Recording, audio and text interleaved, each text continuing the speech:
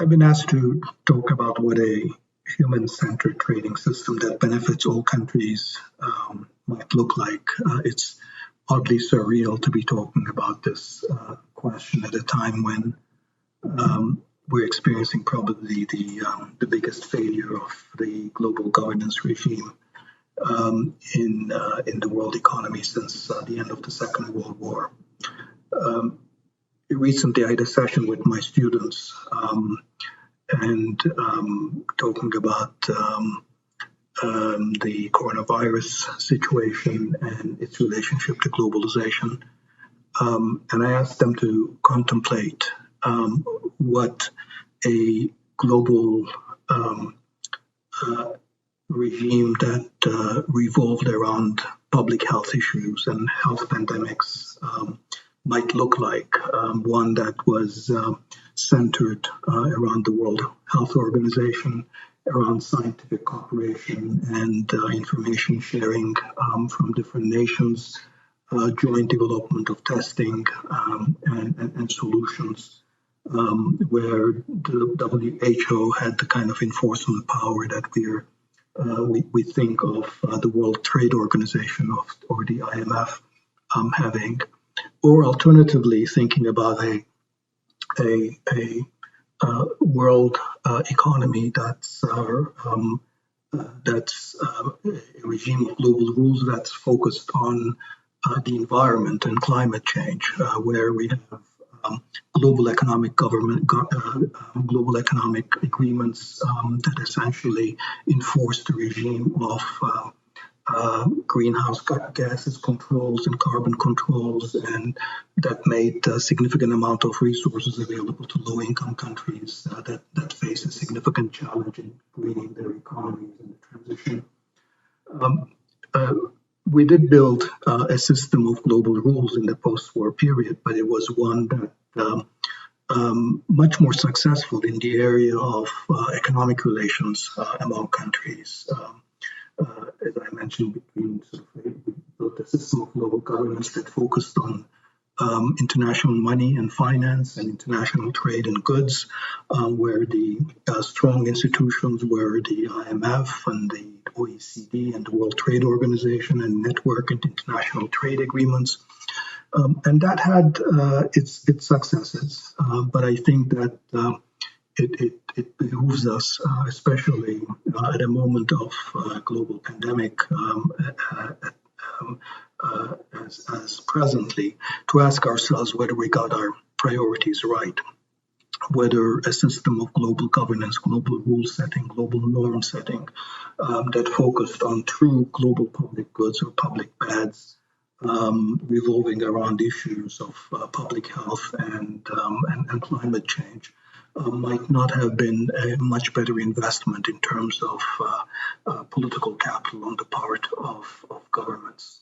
I don't want to belittle the importance of those international economic institutions, such as the WTO, as weakened as it is presently, or the IMF, or the OECD, or global trade agreements. But I think there was a reason why we pushed so hard on the economic dimension and not that hard on those areas of true needs of global governance and global rules. And that has to do with the power of international corporations, big bank, multinationals, big pharma, big tech, that put their weight behind international trade agreements and financial globalization.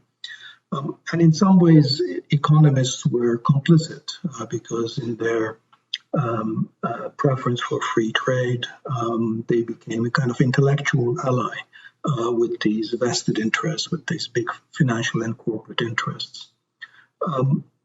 I think in the global economic rules, I think I like to distinguish between what transpired until about the 1990s and what came afterwards. I think up until the 1990s, we had a regime that enabled much greater room for individual countries to devise their own policies. It wasn't just the rules themselves that GATT was a relatively weak organization, or that we didn't have these deep integration trade agreements. But it was also a kind of a mindset that the whole sort of normative background to international economic agreements was that the international economy was going to be in the service of national economic development and national goals. And after the 1990s, we moved into a kind of a hyper-globalist era where it was in some ways the other way around, that the global economy became the end, and national economic arrangements and national economic and social policies became the means. So regardless of whether you were on the center right or the center left, the argument was that you had to pursue certain policies in order to globalize, in order to be part of the world economy and to become competitive. So the center left, it was you need to invest in human capital, in infrastructure, so they can be more competitive in the world economy. And the right, it was you have to cut taxes and you have to cut the red tape so you can be more competitive in the world economy. So this was sort of the reflection of the kind of perversion of priorities, where sort of national economies became the means rather than the goal. Something very different than what the original agreement, the preamble of the General Agreement on Trade, Tariffs and Trade, for example, that the objective was really full employment, and the objective was each economy pursuing its own developmental goals. I think what that ended up creating with the WTO moving into deep integration, with much more demanding trade agreements, with financial globalization becoming the norm rather than the exception. I think we got a very fragile and very unbalanced world economy. Sometimes when I say this, people point to the China. Would China not have been? China might not have been possible. The kind of incredible developmental achievements that they had in poverty reduction might not have been possible without what I'd call hyperglobalization. But I think that's a very significant misreading of the situation, because anybody who knows how China has done it realizes that China played by the pre-1990 rules, while of course, free riding on the hyper-globalist policies of other nations. China intervened very heavily in its trade regime, controlled its currency, controlled financial flows, engaged in industrial policies and so forth, so carved out space for its own national policy. So if anything, the Chinese outcome is an illustration of the advantages of the pre-1990s regime from the perspective of individual nations in terms of what it allows them to do. I think we have now reached a point where everybody understands that things are not going to be the same, and to some extent, a certain amount of backtracking and backsliding on international economic rules is going to be the norm. And I think my hope is that as we do that we keep our eye on the principles, that I think where the kinds of global arrangements we should pursue are those that focus on the provision of global public goods, and those that prohibit beggar thy or discipline beggar thy neighbor actions. For the most part, the global economy is actually runs best when individual countries pursue their own economic interests, because after all, the benefits of trade are national. Countries trade to provide themselves benefits to themselves, not to provide benefits to other nations. So as long as countries are able to manage their domestic affairs appropriately, each country doing their own thing more or less generates a healthy and a relatively open world economy.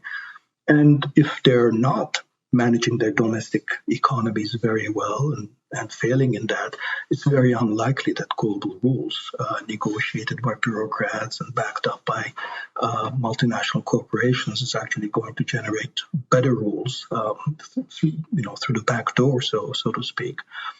I think going back to the point that I had started out with, where we have most significant failure of the provision of global public goods is really in two areas that are not economic. It's really health pandemics and climate change, and that's where I hope that a kind of